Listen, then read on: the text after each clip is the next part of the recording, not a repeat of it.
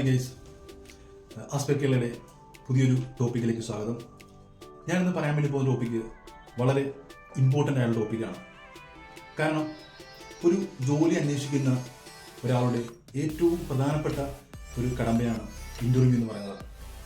പലരും സ്മാർട്ടാണ്, എഫിഷ്യൻ്റാണ്, നല്ല സ്കിൽഡാണ്. പക്ഷേ ഇൻ്റർവ്യൂവിന് പെർഫോം ചെയ്യാൻ അറിയാത്ത കൊണ്ട് മാത്രം പലപ്പോഴും അവർക്ക് ജോലി കിട്ടാതെ പോകുന്നുണ്ട്. അപ്പോൾ ഇതിൻ്റെ ഡീറ്റെയിൽഡ് ആയിട്ടുള്ള വീഡിയോ അല്ല, ഒരു ഇൻ്റർവ്യൂവിന് ശ്രദ്ധിക്കേണ്ട കുറച്ച് കാര്യങ്ങളാണ് ഇത് പറയുന്നത്. ആദ്യം തന്നെ ഒരു ഇൻ്റർവ്യൂ നമ്മൾ ഷെഡ്യൂൾ ചെയ്യപ്പെട്ടു. അപ്പോൾ ആ സമയത്ത് ഇൻ്റർവ്യൂ ചെയ്യുന്ന കമ്പനിയെക്കുറിച്ച് നിങ്ങൾ പഠിക്കുക. ഫോർ എക്സാമ്പിൾ, ആസ്പെയർ കേരള എന്ന കമ്പനിയിലേക്കാണ് ഇൻ്റർവ്യൂ പറഞ്ഞിരിക്കുന്നത്. എന്താണ് ആസ്പെയർ കേരള, എവിടെയാണ് അതിൻ്റെ ഹെഡ് ഓഫീസ് വരുന്നത്, എന്ത് സർവീസാണ് അല്ലെങ്കിൽ എന്ത് പ്രൊഡക്ട്സുകളാണ് അവർ കോൺസെൻട്രേറ്റ് ചെയ്യുന്നത് എന്നുള്ള കാര്യത്തെക്കുറിച്ചൊരു വ്യക്തത നിങ്ങൾ വരുത്തുക. ഓക്കെ, അതുപോലെ തന്നെ ആ ഒരു ജോബിൻ്റെ specification, job details, time, location, അതുപോലെ എന്തെല്ലാം കീ റോൾസുകളാണെന്നുള്ളത് മനസ്സിലാക്കുക. എന്ത് റോളിലേക്കാണ് ഇൻ്റർവ്യൂ വരുന്നതാണ് രണ്ടാമത്തെ ഓപ്ഷൻ എന്ന് പറയുന്നത്. നിങ്ങൾ വരുന്നത് ഓഫീസ് സ്റ്റാഫ് ആണെന്നുണ്ടെങ്കിൽ ഓഫീസ് സ്റ്റാഫിൻ്റെ എന്തൊക്കെ റോൾസ് ആയിരിക്കും അവിടെ വരുന്നതെന്നുള്ളത് നിങ്ങൾക്കൊരു വ്യക്തത ഉണ്ടാക്കി വയ്ക്കുക. ഫുൾ ഡീറ്റെയിൽസ് ഇൻ്റർവ്യൂവിൽ നിങ്ങൾക്ക് മനസ്സിലാവും, പക്ഷെ എന്നാലും എന്ത് ചെയ്യുക, ആ ഒരു ഡീറ്റെയിൽസ് നിങ്ങൾ മനസ്സിലാക്കി വെക്കുക. ഒന്ന്, കമ്പനിയെക്കുറിച്ച് അറിയുക. രണ്ട്, ജോബിനെ കുറിച്ച് അറിയുക, എന്ത് റോളാണെന്ന് അറിയുക. രണ്ടാമത്തെ കാര്യം എന്ന് പറയുന്നത്, നിങ്ങൾ ഇൻ്റർവ്യൂ പോകുന്നതിന് മുമ്പ് എന്തെല്ലാം ഡീറ്റെയിൽസ് നിങ്ങളുടെ കയ്യിൽ വേണം.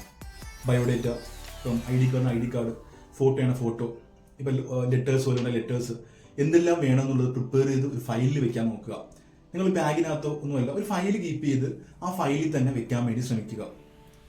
ഓക്കെ, പിന്നെ ഇൻ്റർവ്യൂ പോകേണ്ട ലൊക്കേഷൻ നിങ്ങൾ മുൻകൂട്ടി മനസ്സിലാക്കി വെക്കുക. എങ്ങനെ പോകണം, ആരുമായി പോകണം, എത്ര സമയമെടുക്കും, അപ്പോൾ ആ സമയത്തിന് 15 മിനിറ്റ് മുന്നേ എത്തണം. ഇതെല്ലാം നിങ്ങൾ പ്ലാൻ ചെയ്ത് വെച്ചിരിക്കുക.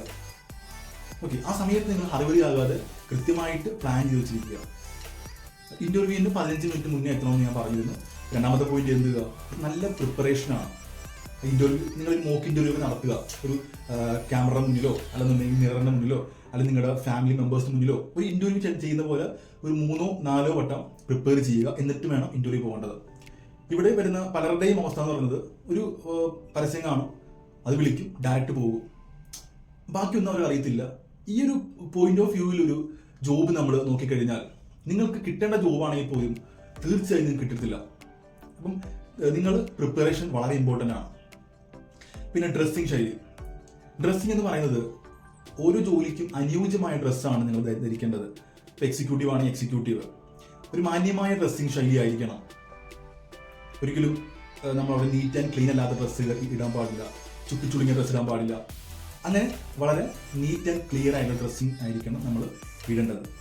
ലേഡീസ് ആണെന്നുണ്ടെങ്കിൽ ഇപ്പോൾ കല്യാണത്തിന് പോകുന്ന പോലെയോ അല്ലെങ്കിൽ അത്രയും ആർഭാടമായുള്ള ഡ്രസ്സിങ്ങും കാര്യങ്ങളും ഒരിക്കലും ഇടാൻ പാടില്ല. പിന്നെ ഇൻ്റർവ്യൂവിന് പോകുമ്പോൾ നിങ്ങളവിടെ ഇൻ്റർവ്യൂ സെലക്ട് ആകുമോ ഇല്ലയോ എന്നുള്ളതിന് ഉപരി നിങ്ങൾ ആ ഇൻ്റർവ്യൂ നന്നായിട്ട് പെർഫോം ചെയ്യുക എന്നുള്ളത് മാത്രം മതി. ഇൻ്റർവ്യൂവിന് ഞാൻ എന്താണോ അതുപോലെ പെർഫോം ചെയ്യുക. പലപ്പോഴും വരുന്നൊരു മിസ്റ്റേക്ക് എന്ന് പറയുന്നത്, സെൽഫ് ഇൻട്രോ പറയാൻ പറയുമ്പോൾ കാണാപ്പാഠം പഠിച്ച് പറയുകയാണ്, ഞാനിതാണ്, അത് ഇംഗ്ലീഷിൽ പറയുക. അപ്പം നിങ്ങൾ ഇംഗ്ലീഷിൽ പറയേണ്ട സാഹചര്യം കൊണ്ട് മാത്രം പറഞ്ഞാൽ മതി. അല്ലാത്ത സാഹചര്യങ്ങളിൽ നിങ്ങൾ മലയാളത്തിൽ തന്നെ നിങ്ങളായി തന്നെ പറയാൻ നോക്കുക. ഒരു ആർട്ടിഫിഷ്യൽ ആകാതിരിക്കാൻ നോക്കുക. നിങ്ങൾ എന്തെങ്കിലും സംശയം ഉണ്ടെങ്കിൽ ക്ലാരിഫൈ ചെയ്യുക, ചോദിക്കുക, ഇറങ്ങുക. അപ്പോൾ ഈ ഇൻ്റർവ്യൂവിനകത്ത് നിങ്ങൾ തെറ്റ് പറ്റിയിട്ടുണ്ടെങ്കിൽ അതിൻ്റെ എന്തുകൊണ്ടെന്നുള്ളത് അടുത്ത ഇൻ്റർവ്യൂവിൽ നിങ്ങൾ മാറ്റാൻ ശ്രമിക്കുക. പ്രാക്ടീസാണ് വളരെ ഇമ്പോർട്ടൻ്റ്. അപ്പം എല്ലാവർക്കും ജോലി വേണമെന്ന് ആഗ്രഹമുണ്ട്, പക്ഷേ അതിനുള്ള പ്രിപ്പറേഷനോ പ്രാക്ടീസോ ഒന്നും ചെയ്യില്ല. നമ്മുടെ സ്കിൽസുകളും നമ്മുടെ ടൈമും എഫേർട്ടും കൊടുക്കുന്നതാണ് ഒരു ജോബ് എന്ന് പറയുന്നത്. അപ്പം ആ ജോബ് നമ്മൾ തിരഞ്ഞെടുക്കുമ്പോൾ, ആ ജോബ് തിരഞ്ഞെടുക്കുന്ന മുമ്പ് വളരെ പ്രാക്ടീസ് വളരെ ഇമ്പോർട്ടൻ്റ് ആണ്. അത് നിങ്ങൾ കൃത്യമായിട്ട് തന്നെ ചെയ്താൽ മാത്രമേ ഇൻ്റർവ്യൂ പാസ്സാകുള്ളൂ. Okay guys, thank U.